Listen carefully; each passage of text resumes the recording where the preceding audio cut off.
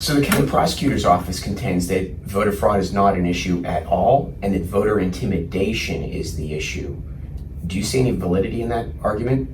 I didn't see any. They told me the same thing. In fact, we met early on before the election, in which the DA's office brought in somebody from the FBI and somebody from The Texas Rangers. And said, we have a real potential problem coming down with voter intimidation and okay. What is it? That's my question. What is it? And they said, it's the Boogaloo boys. I said, the Water boys? The Boogaloo boys. Right. Uh-huh. I said, okay, can you give me a little bit more information about them? I said, well, they're headquartered in Fulshear, Texas. I said, Fulshear, Texas is in my precinct. If there's any Boogaloo boys in Fulshear, Texas, I'd be the first guy that would know. I've read about this. That was a red herring. I'd be the first guy who knew about it. Yes. I said, you're full of it. There is no Boogaloo boys out there. I said, I'd be the first guy that would hear about it, because all the people out there would contact me to find out what's going on. Yes. Isn't the argument that the Boogaloo boys wear Hawaiian shirts? I don't have a That was another. And what am I wearing today? A Hawaiian shirt. I don't remember how they identified them.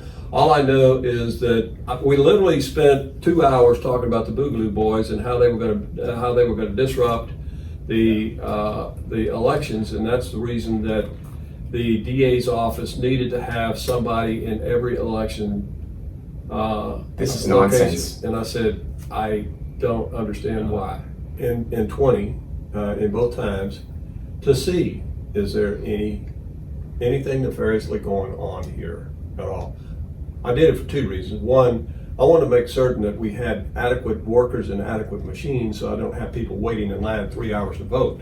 That's my job, to make certain that you get through the line in 15 or 20 minutes, not 3 hours. And it was taking 2 hours in my area because I don't have enough, and this is the north part of the county, I didn't have enough equipment, enough voting machine. I went and got them. I went and said, you bring them down here and you set them up, and you got to get this line down. These people are standing in line forever.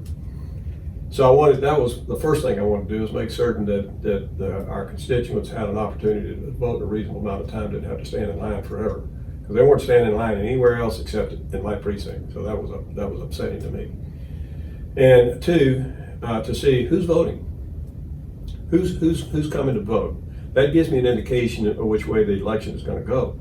And three, is there anything suspicious going on around here? Is anybody playing any kind of games? Is anybody out there trying to intimidate anybody? Are the Boogaloo boys really showing up in their Hawaiian shirts?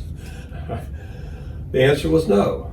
The only thing that we had is we had long lines of people who were standing in line for too long because we didn't have enough people and enough equipment, so I got it out there to reduce the amount of time you had to wait in line. But there was nothing nefarious going along at all. There was no intimidation. There was none of that crap.